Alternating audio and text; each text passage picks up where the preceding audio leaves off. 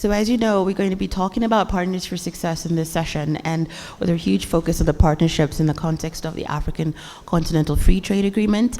And I'm not going to introduce each one of our speakers. As we go, I will tell you who they are. But I would like us to start with Mr. Wajdi Mirgani. He's the executive manager at Maghreb Sons Group. And Mr. Wajdi and his company in particular, they have had about 6 decades, if I'm correct, sir, of working in their business in various sectors. And so I would like him to just speak about how they've worked in Sudan, and particularly the story that you were telling us with the integration with Sudan and Ethiopia, and how we could probably replicate what you've done in that space in terms of skills transfer, and how that could work in the broader scheme of the Africa Continental Free Trade Agreement. Thank you so much. Thank you. Sudan is well known and as well as Ethiopia with agricultural resources. So both countries' economy is agribusiness economies.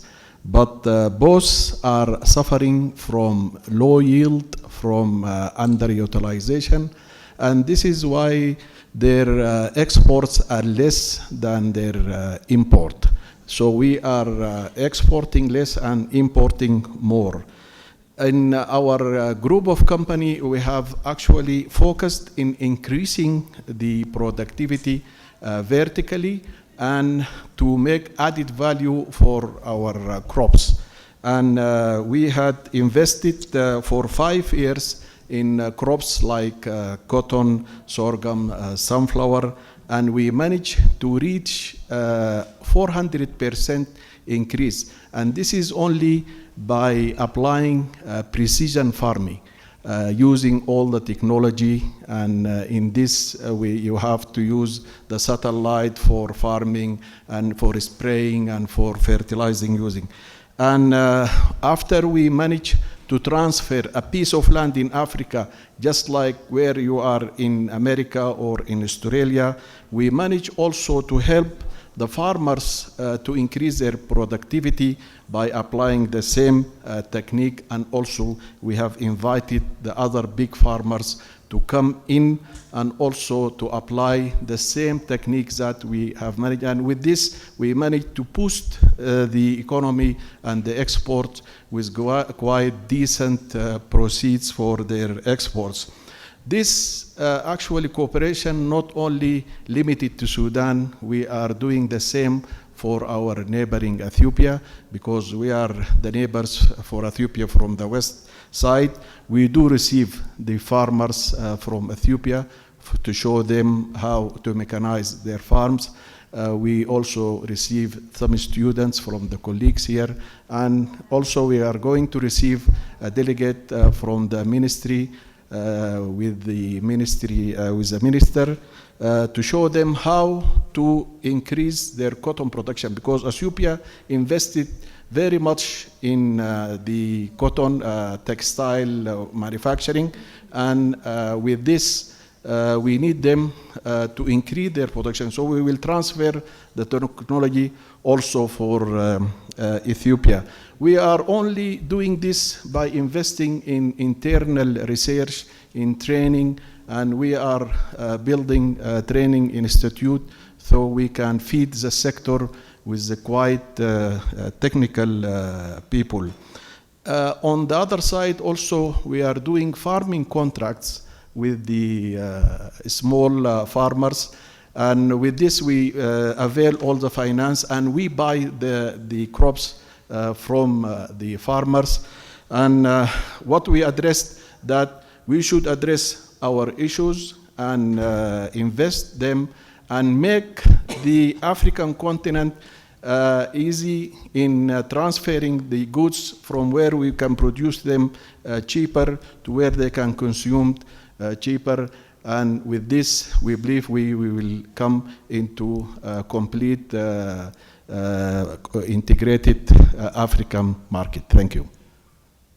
Thank you so much, Mr. Wajdi. Mr. Perron had a really incredible story of what his company has done just in terms of working in Ethiopia. And so just speak to us about the opportunity that you saw here in Ethiopia, because one of the things that you had to do, you said you had to come here, set up a factory, but before you could do that, you had to set up a school because you had these women that were coming to work or that were potentially employees of yours, but they were coming with their children.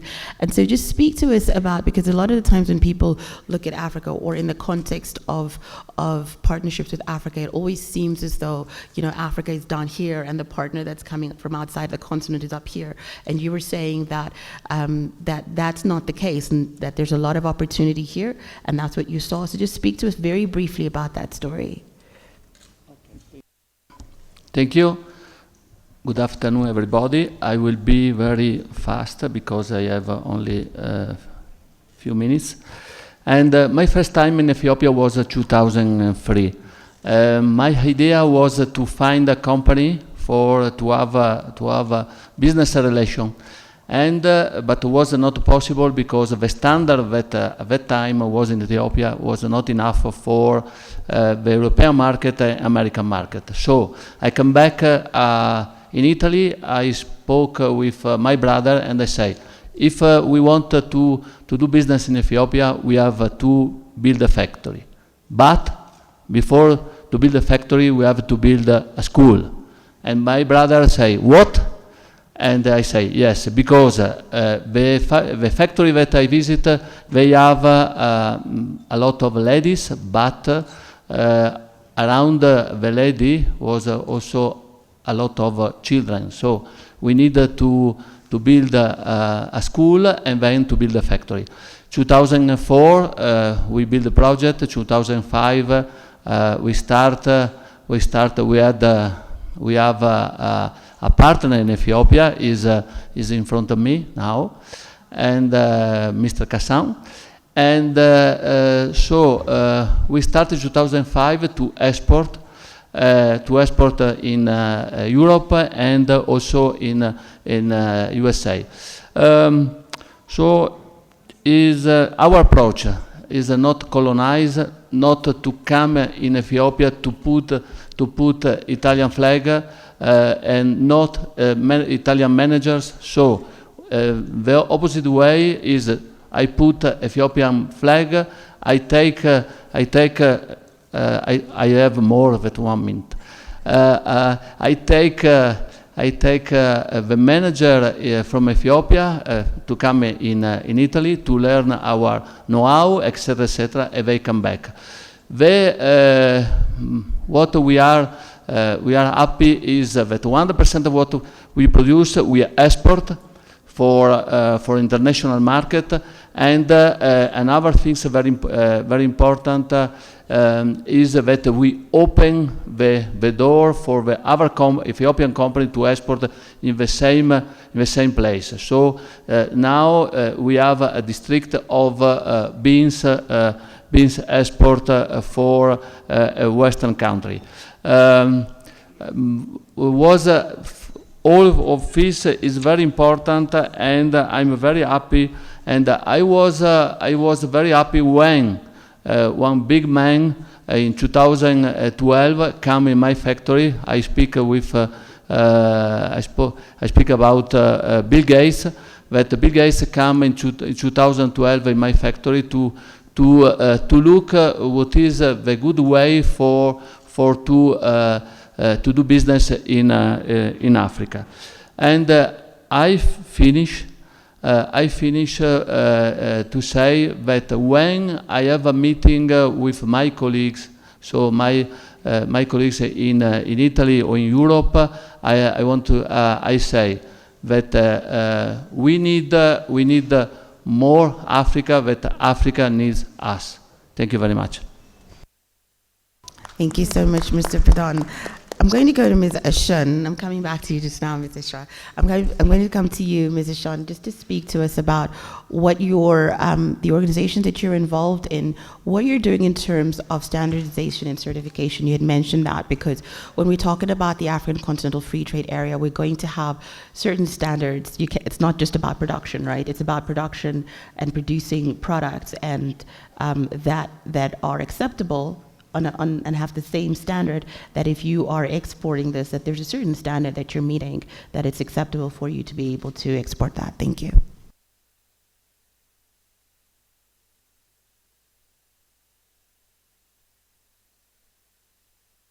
Okay, thank you very much for this and for the opportunity to be here.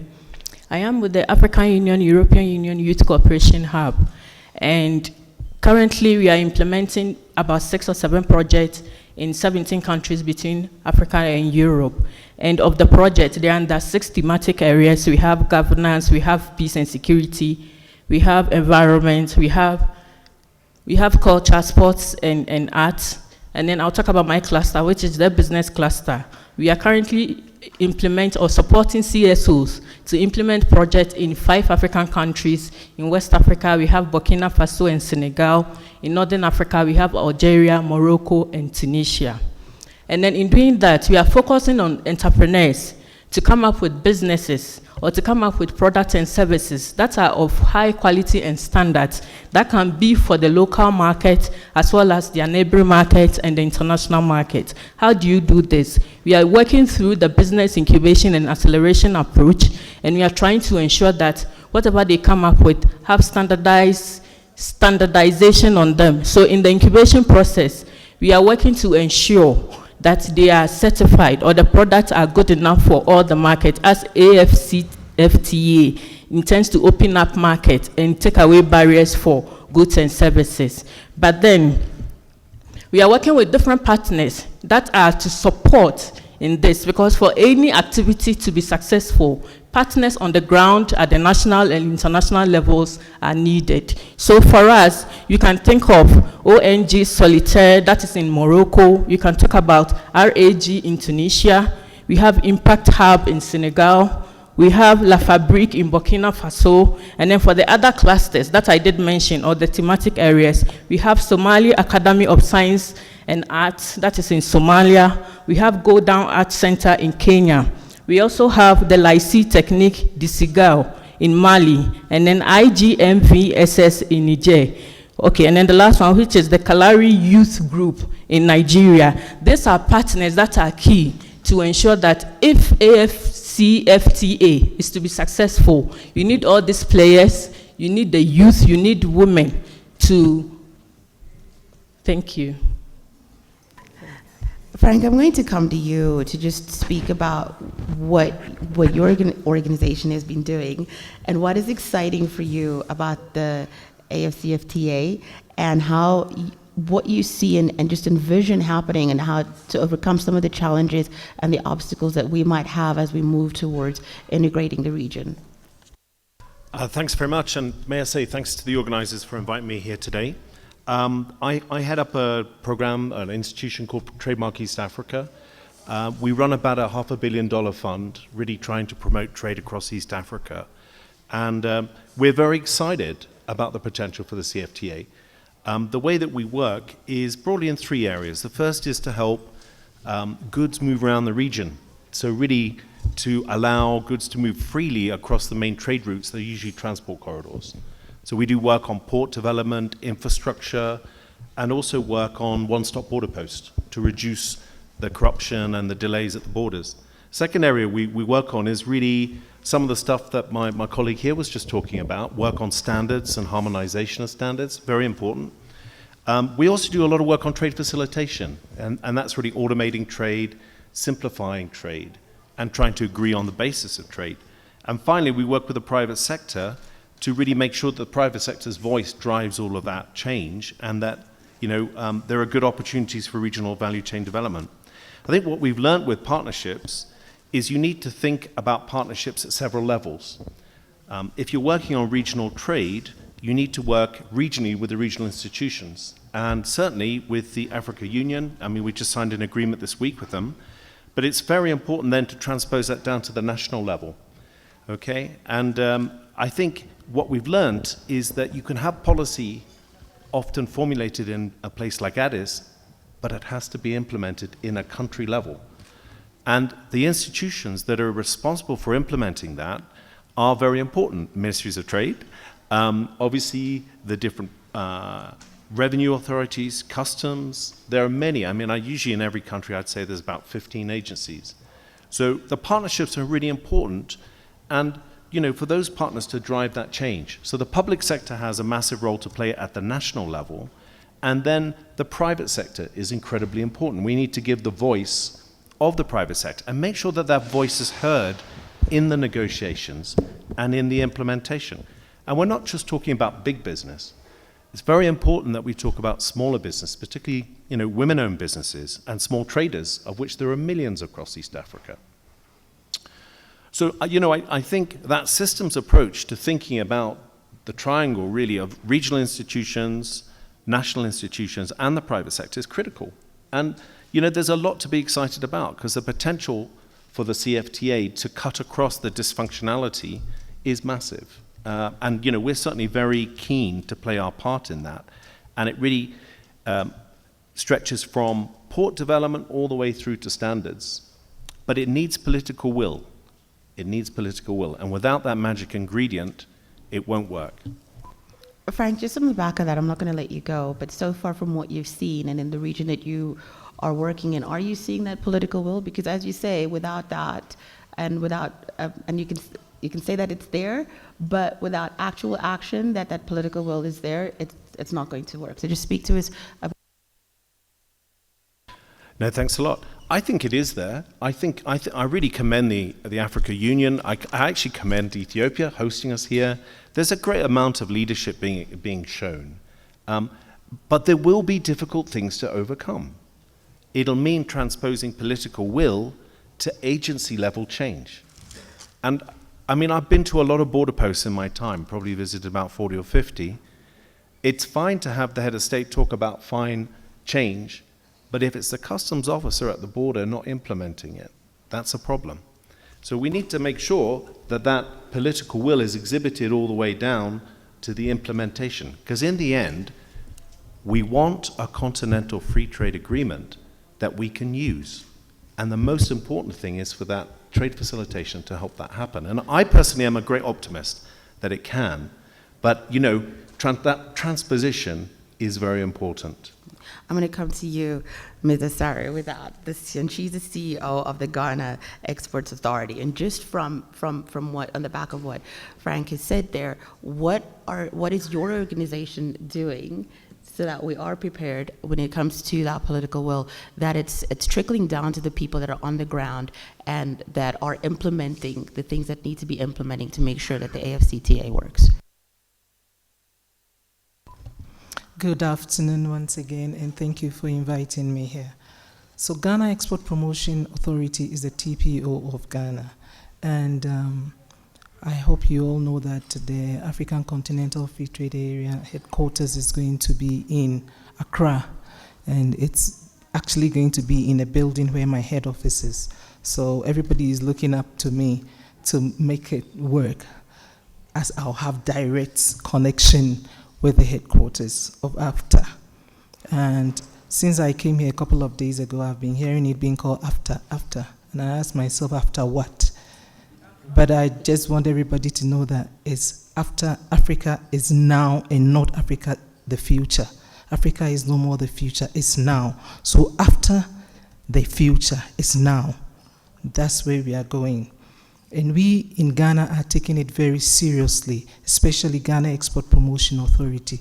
We are preparing ourselves, we are preparing our exporters, we are preparing our stakeholders and all the other agencies that are involved or will be involved in making this a reality. What we even started doing was to hold a national forum. After that, we thought all the highfalutin talk about AFTA should be translated down to our exporters and also to the ordinary Ghanaian. That's what we are doing. So we are embarking on a roadshow to break it down in the various dialects, make it easy for people to understand, and also manage expectations. First, as an organization, GEPA, we have automated our processes. We have made it very easy for exporters to register. In the past, we used to have people walk into our offices to pick up forms, to fill, come back, sit down with us, go through these forms and see if they are okay to be certified and all that. It's no more being done like that. We have automated. People are coming in, sitting in their homes and registering with our organizations. People are talking to us over the internet and everything. We have a very good website now, the Market Hub, where it's very interactive, where we can talk to you. So we are putting in place a lot of measures to make it very easy to connect with our partners. And when I talk about partners, we are working with Ghana Standards Authority, we are working with the Food and Drugs Authority, with the Customs, because you need all of these agencies to make it happen, and that's exactly what we're doing.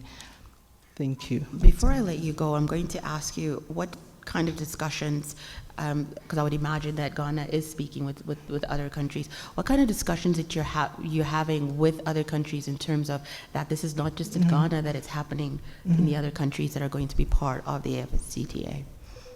What is happening right now is that even our people back home, most of them are feeling threatened that it's going to be opening the door for people to flood the country with their goods. So we needed to talk to people and explain these issues to them.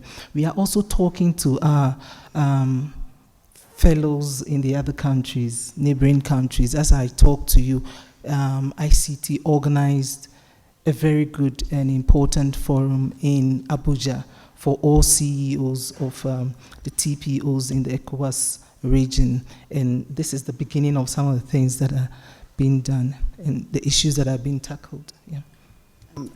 I'd like to ask you, Mr. Rattinger, just to speak to us. He's the Executive Director for Enhanced Integrated Framework at the WTO, and when we speak about even the countries that have signed up for the AFCTA, they're not all on the same level in terms of skills, in terms of GDPs, different.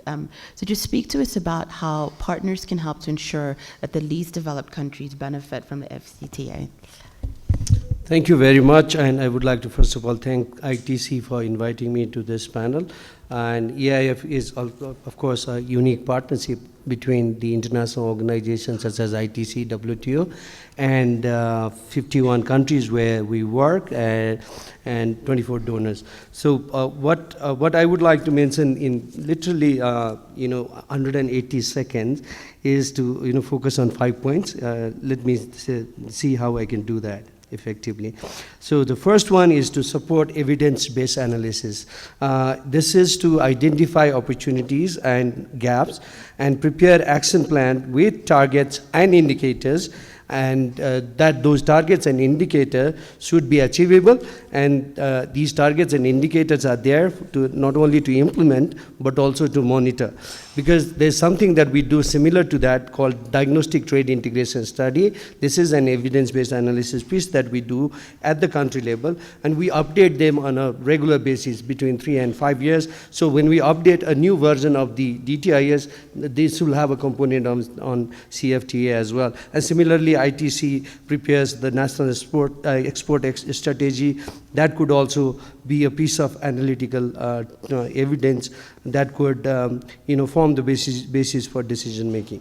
Second point is to help design an institutional foundation. There are already institutional foundations in place. Most of the least developed countries, at least, we have what is known as National Implementation Arrangement. It is not only a multi-stakeholder group comprising representative not only from the ministry but also from the private sector and donor, but also we have an implementation arm within the National Implementation Arrangement, and that could be sort of capacitated to implement some of these provisions of CFTA. It has to be a dedicated organization or a platform which would not only help in the negotiation but also implementation and coordinating the implementation with various other ministries as well.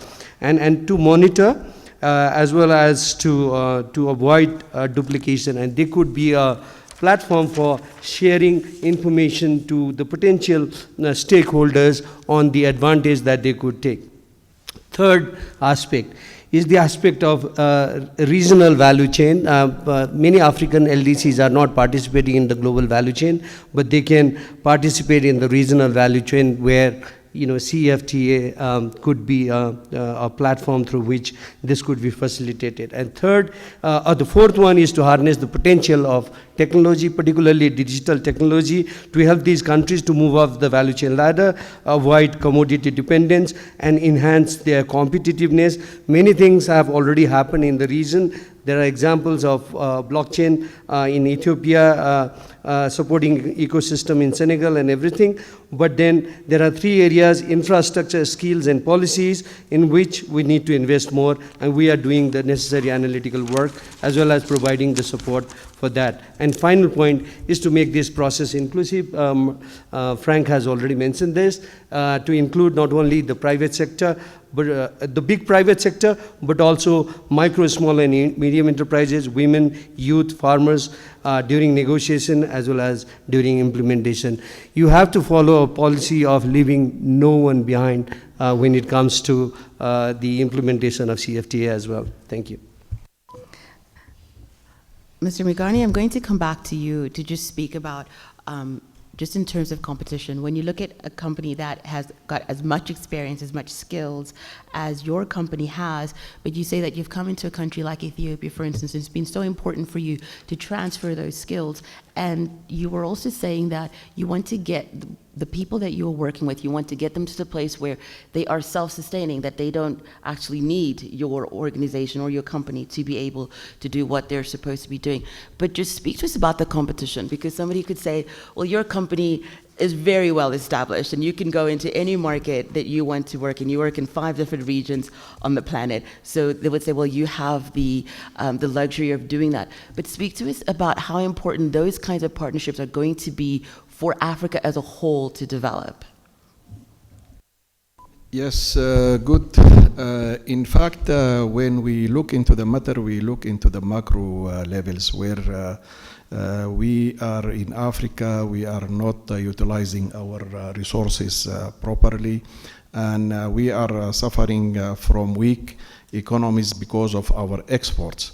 So if I make my company a success within a field of failure, that doesn't really will do the right tasks that we are looking forward.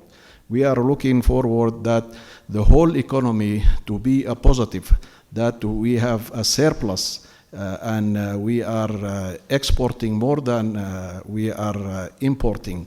And definitely when you look to the populations in both Ethiopia and Sudan, they are all involved in agribusiness. So when you are boosting the agribusiness, then you are boosting the income of more than 70-80%. So this is where we are looking forward, that the people really who are doing the hard business, farming is not an easy business. It is weather affected, and nobody really get his result without a big efforts. So we need this big population to have the real awards and the real payback.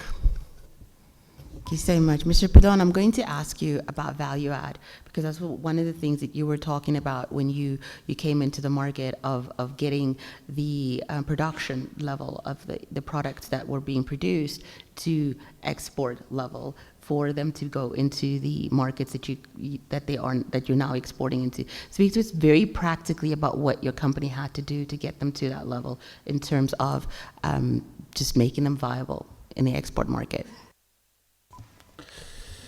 Yeah, for our company, we export 100% of our production of pulses, of beans, and we export in a Western country because Western country ask us some standard, and in our factory we started immediately to produce, to look to look for the quality and to process the product for the canning industry, above all in Europe and USA. So we teach the people to understand the quality for export, because 100% that we produce, we export. I'm going to come to you. Shin, you were speaking about, just to take us back about what you're doing in terms of the incubators and the accelerators, because at this stage it's going to be very critical when it comes to what I was asking here of, you know, if I can get something in Ghana that might not be available to my neighboring country, how you're working with your incubators, with your accelerators and your entrepreneurs to make sure that they're competitive, and to also ensure that it's really great that we're talking about opening up the borders, but also that each country remains competitive in their own right.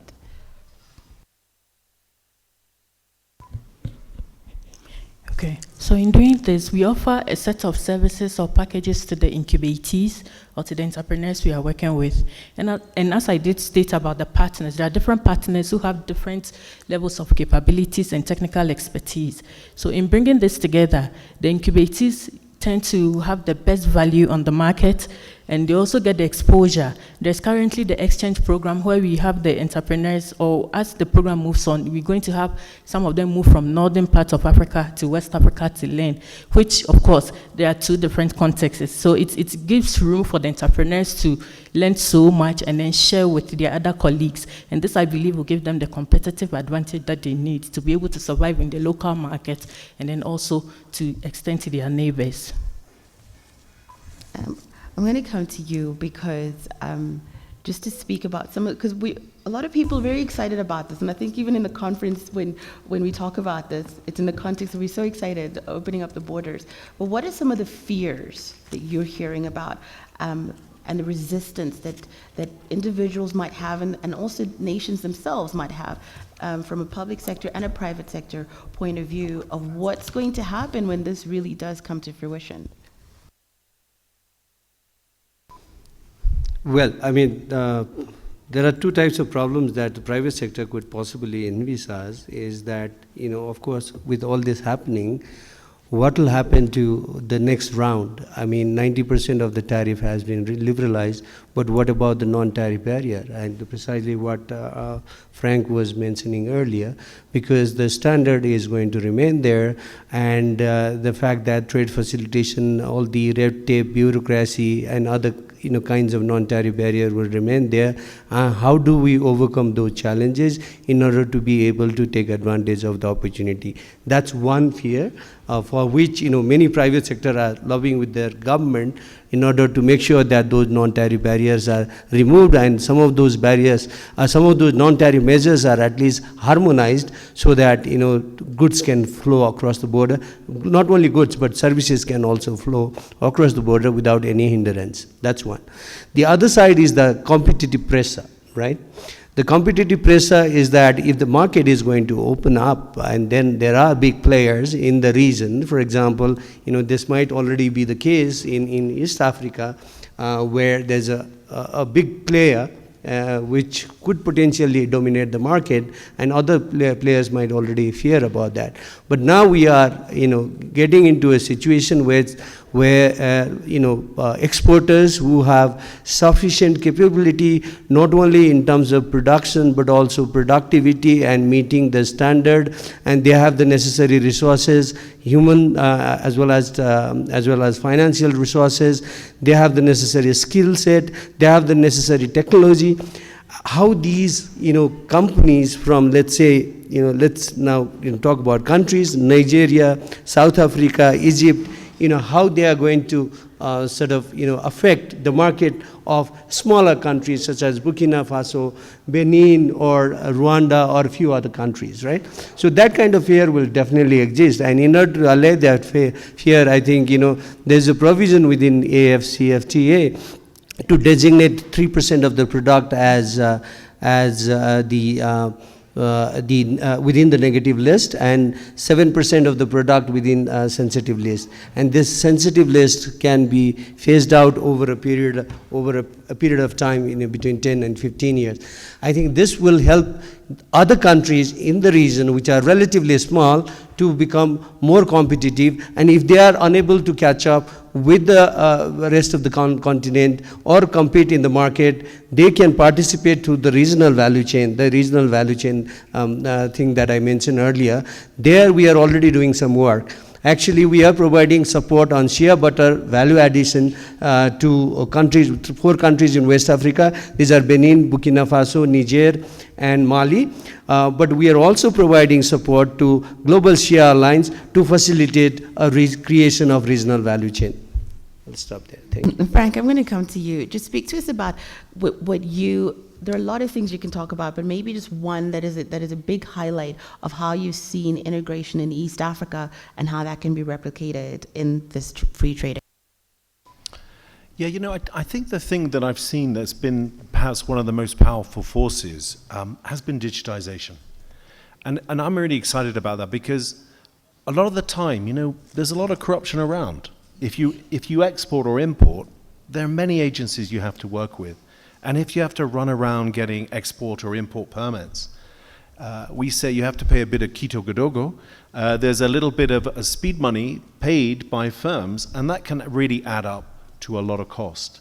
The good thing about automation is you can digitize and take the discretion out of the equation. And the more of those trade processes that you can digitize, the more efficient trade can become. And secondly, I'd say it's really interesting that many of our countries aren't digitally connected. And that's a problem, because if customs systems can't talk to each other, the basis of trade is understanding the risk and the standards that are going across the border. So you know, by digitally connecting the continent, I think as a first step, it will really help. And I personally think that we should probably focus our efforts initially there to allow goods to trade. Because I tell you, I've been down to places like Mozambique, great country. It's almost impossible for it to trade with Kenya. Virtually impossible with the cost structures. And we need to change that. And I personally think digital is important as a first step. And then think about the infrastructure as a second step, because it is expensive. Infrastructure costs a lot of money. Digital is a bit cheaper. Sorry, I have to come to you when it comes to that. What is Ghana doing just in terms of digitalizing as he's spoken about now? Ghana is actually coming up with a lot in the digitizing the transformation of our communication systems in the country. And this is of particular interest to the president. So as I talk to you, if you go to Ghana, we have, normally people don't even have house numbers that you could trace. Now we are one of the first countries on the continent where you can actually trace where everybody lives. It's been digitized now. Our customs, we've removed all those barriers about going to individual customs offices and talking to customs officers. It's been digitized. You can just sit in the comfort of your home and your office and communicate with the customs and even get to know where your goods are, at what level, whether it's still on the seas or anything. So you can just walk in, get to know that it's arrived, walk in, do the necessary documentation and take your stuff out. So we are really high on digitizing all the operations when it comes to trade in Ghana. As I told you earlier, even at my organization, GEPA, we are fully digitized now. You don't have to come to our offices to communicate with us. You can communicate with us from wherever you are. And we also have a market hub, which is what we call our website, but you can still communicate with us and communicate with other agencies like the Ghana Standards Authority, can communicate with the FDA. We are actually going to have some of their personnel sitting in our offices to communicate with our exporters and small businesses. And we have some sort of a library for them to come in there and access information. Information we know is very important, and so we are trying as much as we can to make data available to our exporters and small businesses, and we are using the internet and the social media. Yeah. Mr. Perron, I'm going to ask you, 15 years ago, when you set up business here, you were talking about how difficult the first 3 years were, and part of that, just part of it, I'm sure there were a lot of different challenges, but was the bureaucracy of your operations. Has it changed 15 years later? Are you seeing that there's less of that?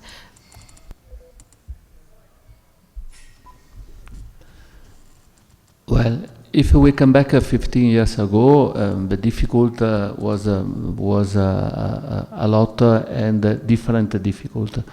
Now, of course, after 15 years, if for example, from Addis to Adama to Nazareth, before motorway, we needed 3 hours and a half, 400 kilometers. Now, in 1 hour we can go in the factory. So about the bureaucracy, more or less. But I think that it's important that to work also in this situation, because if Africa and Ethiopia in particular want to that different companies come here to invest, what we need clear rules and to help them to build a factory, and not to find surprise, etc. after to build a factory. So the government needs to explain very well what is the rules and what is the situation about for example the currency, about the profit that you can have in the country, etc. So this is very important to be clear. Mr. Mirgani, I'm going to ask you about what you see the greatest opportunity is for Africa from a business point of view, and just from your own experience of working with different countries and that skills transfer. Again, I keep on talking about that because that's going to be important in this free trade area, but just what the biggest opportunity is that the continent can really take a grab of right now. I think there is a great opportunity in Africa. Definitely, if we focus on utilizing our resources properly.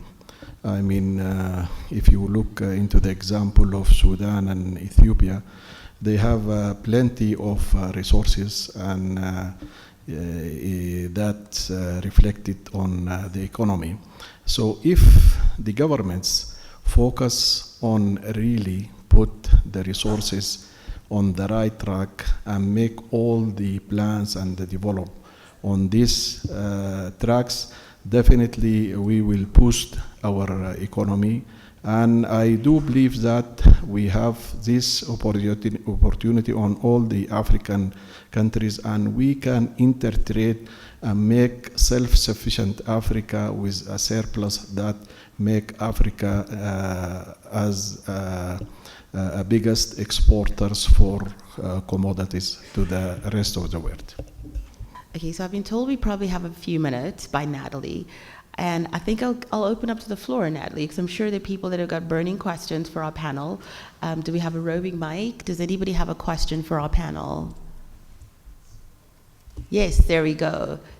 A roving mic, we've got a question here.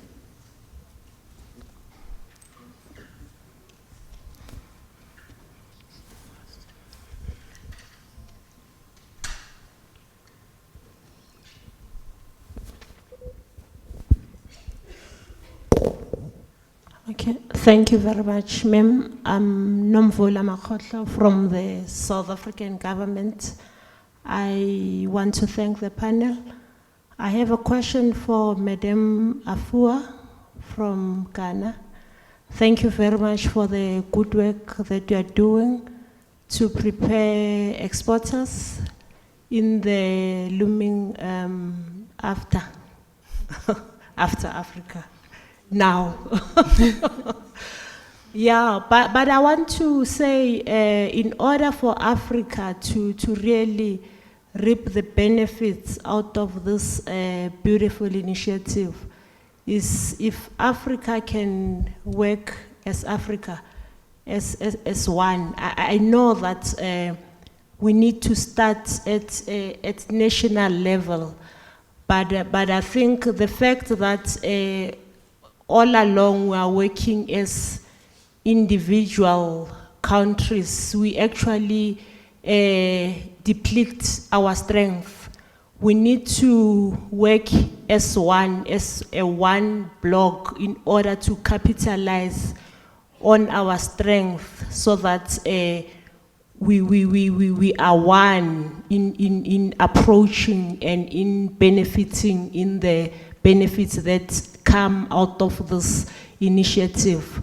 As much as I appreciate that, of course, we need to strengthen individual countries, but I think as an organization, you need to actually consider mobilizing other structures within your space, maybe at regional level, and building into the continental level, so that you come up with a standardized approach to prepare, especially SMMEs and especially women and young people in approaching this after initiative. Mrs. Sari, would you like to respond to that? Thank you, Madam, for that question. Initially, I talked about a program that was ongoing in Abuja about that is about ECOWAS TPO heads meeting, and these are some of the things they are talking about. It was all put together by ITC, so we have started talking in that region, and I hope that your region will also start talking as well, so that we all come together to form what you're talking about. Thank you. Any more questions?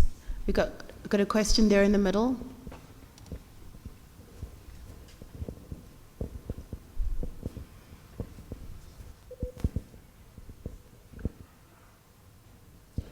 May I please ask the questions? Please be brief in your question. When you make a comment or ask, please be brief. Okay, there were two hands. Here we go. There. Thank you very much. My name is Tope Andy. I'm from Nigeria. My question goes to my dear sister from Ghana. Regarding the after, now, I want to ask, what's your plan? Because you said you're coming to Nigeria. The CTOs are meeting together in Nigeria to discuss modalities to make it effective for the region. Mm-hmm. I want to plead with you, if you can actually bring along the people along the corridor, because there's usually this problem along the border between the Anglophone country and the Francophone country. You know, I want to plead with you that you should try and bring along the government agencies in charge of the borders, so that there'll be smooth flow of trade along that corridor. Thank you. For the past 3 weeks or so, we have been going to and fro from Abuja.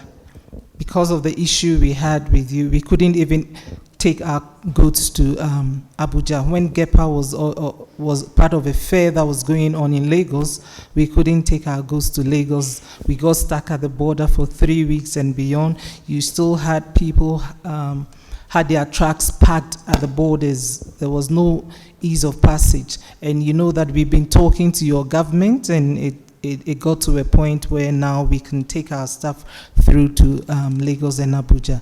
So there's this ongoing discussion about how to ease all of these challenges that we have at the borders. And we didn't do that alone. The government took all the necessary agencies and the stakeholders that ought to work together to make this possible. Thank you. I'm being told we've got time for just one more question. Please be brief in your question.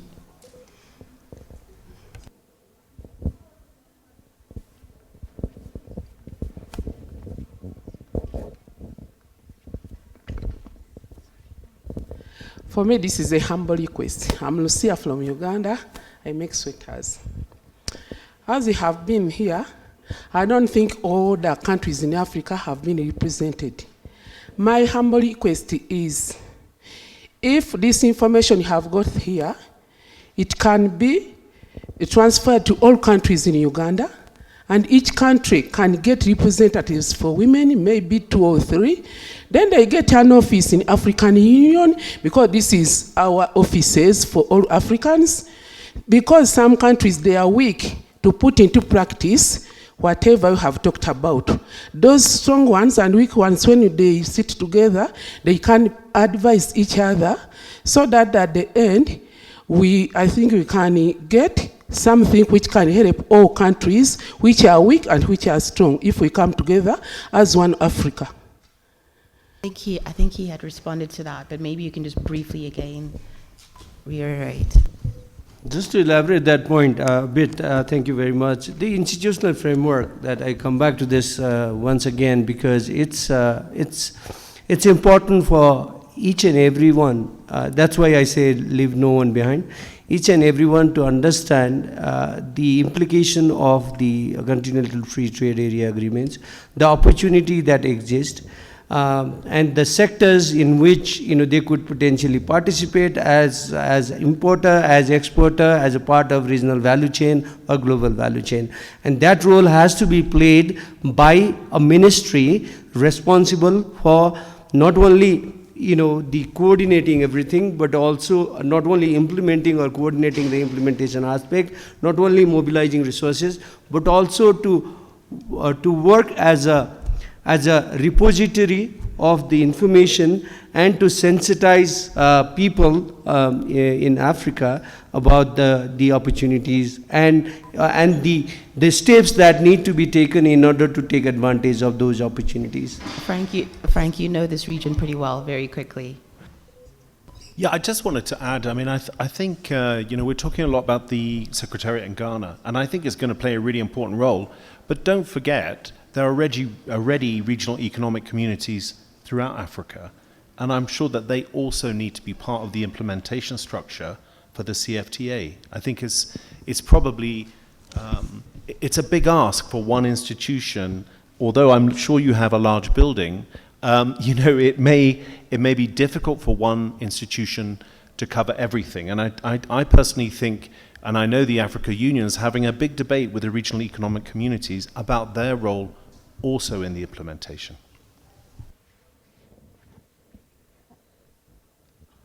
I'm gonna give it to you, Ms. Asare, because you've talked about what is happening and how even in your own country, it sounds like a roadshow, for lack of a better word, of where you're going and speaking with other countries.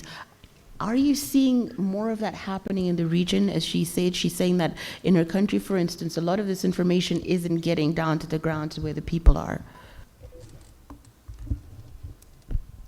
I cannot speak for the other countries, but I know that we are in talks with the other ECOWAS countries, and our research officers are also in contact with research officers in our sister organizations in the other African countries, looking at what the trade is going to be like. So we need to understand how the countries operate, what they need, what they can supply us, what we can supply to them, and all of that. These are the basic things we are doing now. Yeah. I think it sounds as though this is going to be a discussion that's going to have to take place at all levels of society for it to work. But thank you so much. I'm being told that our next session starts now, pretty much. Thank you so much for everyone joining. Thank you so much to all our panelists for this time and for sharing your stories and your expertise with us.